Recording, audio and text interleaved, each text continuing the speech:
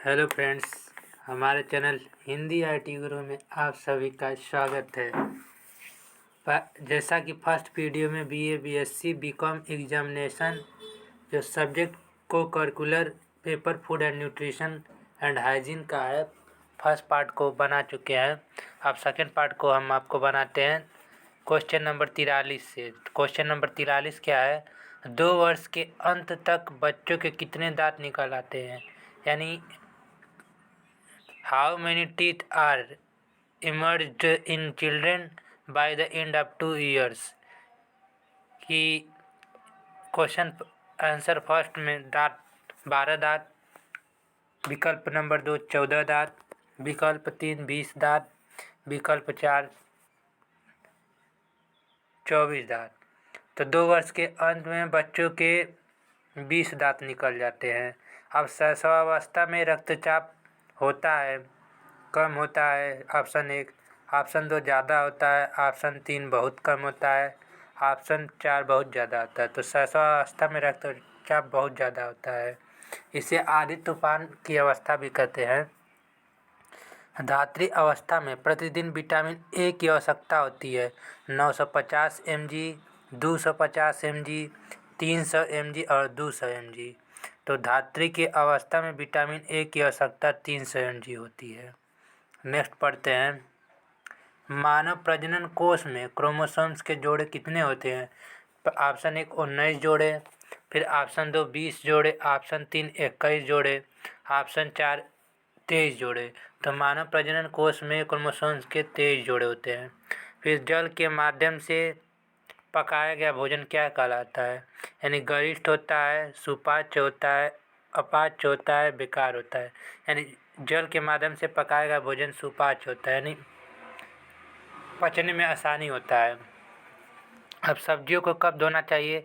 काटने के बाद, छीलने के बाद, छीलने के पहले कभी नहीं।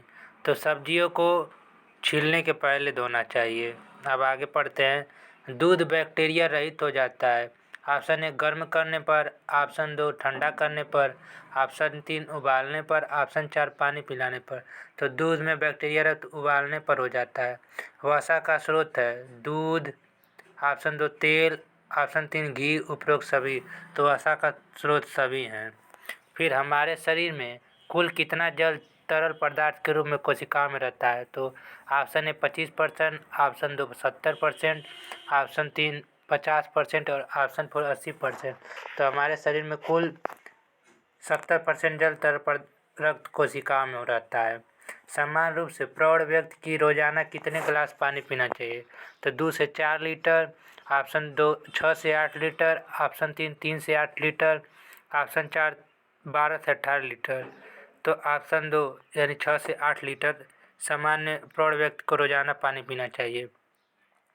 अब कैल्शियम का प्रमुख स्रोत क्या होता है? तो दूध, चावल, गुड़, आलू। तो दूध कैल्शियम का आपका प्रमुख स्रोत होता है। आयरन प्रचुर मात्रा मिलता है नींबू से, आंवला में, संतरे में, यकृत में। तो आयरन प्रचुर मात्रा में यकृत में पाया जाता है। अब एनीमिया कितने प्रकार का होता है? एनीमिया ऑप्शन 1 2, ऑप्शन 2 4, ऑप्शन 3 6 और ऑप्शन 4 8। तो एनीमिया 4 प्रकार का होता है। फिर विटामिन ए सबसे अधिक निम्न में से किसमें मिलता है? घी में, नींबू में, तेल में और गाजर में। तो विटामिन ए गाजर में सबसे अधिक मिलता है। फिर रिकेटस नामक रोग किस विटामिन के कमी के कारण होता है? तो vitamin A, vitamin C, vitamin B और विटामिन डी। तो रिकेटस नामक रोग विटामिन डी की कमी से होता है। वसा की कमी से कौन सा रोग होता है? मधुमेह, फाइनोडर्मा, ओबिसिटी, क्वैस्कर। तो वसा की कमी से फाइनोडर्म रोग होता है। ऊर्जा संग्रहण का उत्तम साधन क्या है? प्रोटीन, कार्बोहाइड्रेट्स, वसा, ग्लूकोज। तो ऊर्जा संग्रहण का उत्तम साधन प्रोटीन है। वसा कैसा भोज्य पदार्थ है? चिकनाई युक्त, नमकीन युक्त, मिश्रित, सूखा युक्त। तो वसा चिकनाई युक्त भोज्य पदार्थ है। अब आगे, माँ के दूध में क्या उपस्थित रहता है?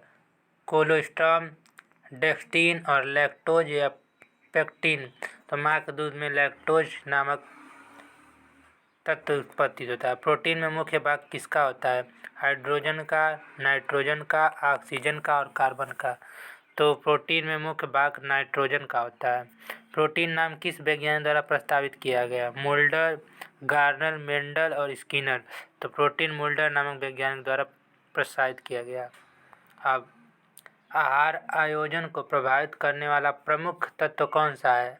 आयु, व्यवसाय, संप्रदाय, मानव सम्मान। तो आयु। हाइपोटेंशन को कहा जाता है उच्च कैल्शियम लेवल, उच्च शर्करा लेवल, उच्च सोडियम लेवल, उच्च रक्तचाप। तो हाइपरटेंशन को उच्च रक्तचाप कहा जाता है। मानव शरीर की सबसे बड़ी ग्रंथि हृदय, यकृत, अग्नाशयविक। तो मानव शरीर की सबसे बड़ी ग्रंथि यकृत है। फिर वसा के कार्य: शरीर के कोमल अंगों की रक्षा करना, शरीर को ऊर्जा देना, पचने में अधिक समय लेना, उपयोग सभी। तो वसा का कार्य शरीर को ऊर्जा देना। आगे हाइपर ग्लाइसीमिया का तात्पर्य क्या होता है? तो रुधिर में ऊर्जा शर्करा लेवल बढ़ाना, रुधिर में न्यून शर्करा लेवल करना, उच्च ग्लिसरीन लेवल, न्यून ग्लिसरीन लेवल। तो हाइपर ग्लाइसीमिया का तात्पर्य रुधिर में उच्च शर्करा लेवल। वो दस्त का सामान्य कारण क्या होता है? प्रदूषण, भोजन, विषाणु संक्रामक, प्रदूषित जल, उपयोग सभी। तो दस्त का सामान्य कारण सभी होता है। विंडाल टेस्ट का उपयोग करते हैं टाइफाइड में, मधुमेह में, डेंगू में, मलेरिया में। विंडाल टेस्ट टाइफाइड में यूज करते हैं।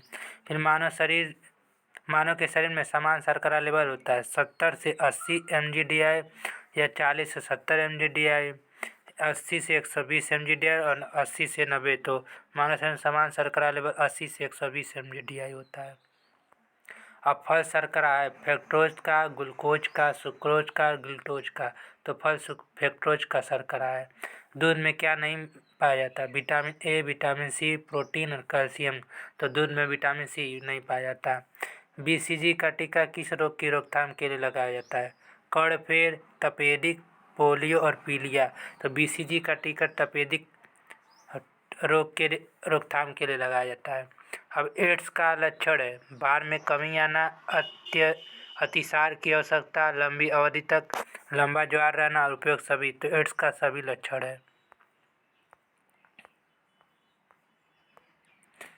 धन्यवाद। नेक्स्ट वीडियो में अगले टॉपिक पढ़ाएं। तब तक के लिए धन्यवाद।